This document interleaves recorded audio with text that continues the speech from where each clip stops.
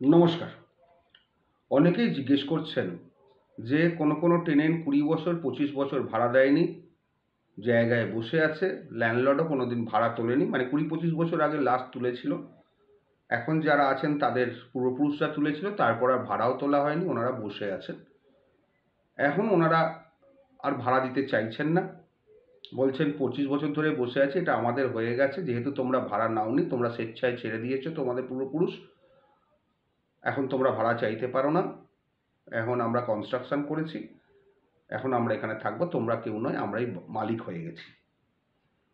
যেন ওখানকার লোকাল কিছু লোক মাতব্বর ওদেরকে বলেছেন যে তোমাদের অ্যাডভান্স পয়সা হয়ে গেছে, তোমরাই মালিক হয়ে গেছে, ভাড়া ফাড়া দিতে হবে না, এখন তোমরাই মালিক, কাকে আর ভাড়া দেবে।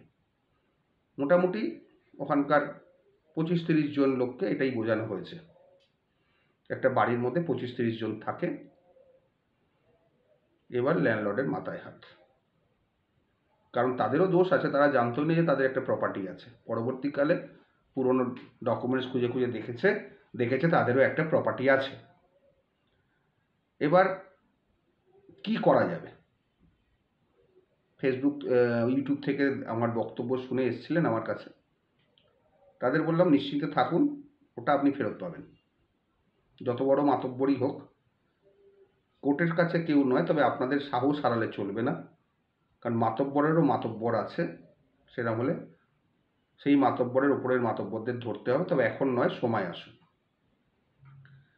যাই হোক, উচ্ছেদের মামলার ফার্স্টে একটা প্লেন নোটিশ করা হলো যে তোমরা আমাদের টেনেন্ট, বাবার আন্ডারে ছিলে, আমি বাবার ছেলে, তাদের আমি এয়ার্স, আমাদেরকে সম্পূর্ণ ভাড়া দাও, এতদিন থেকে পুরো ভাড়া বাকি আছে।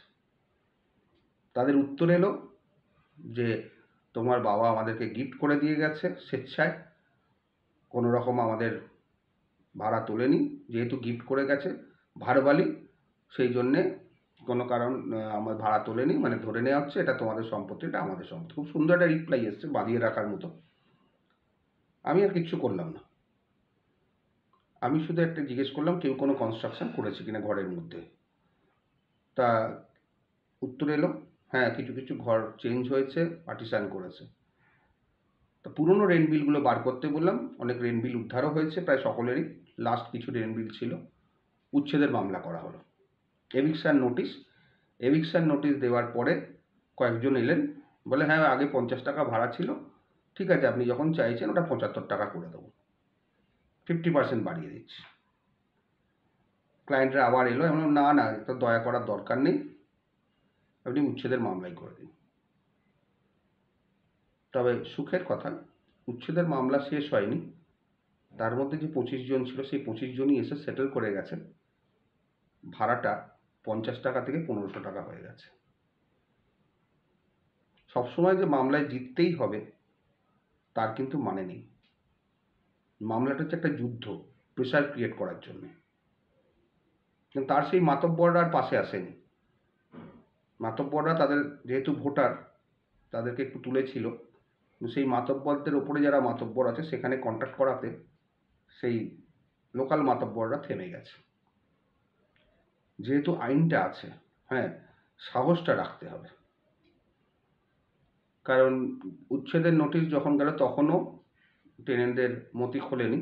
উচ্ছেদের মামলা হলো যখন দেখছে কোর্টে হারার মুখে, তখন তাদের মাথাটা খুলল এবং তাদের তরফে যে লয়ার ছিল তিনি তাদের সুবুদ্ধিটা দিলেন যে যদি টেনেন্ট হিসেবে তো ল্যান্ডলর্ড হিসেবে তো মানোনি, কিন্তু কোর্ট থেকে ল্যান্ডলর্ড ডিক্লেয়ার করে যে 7-2 রিলেশনশিপ এস্টাবলিশড, এবার তোমরা যদি না ছাড়ো তোমাদের উচ্ছেদের ডিগ্রি হয়ে যাবে।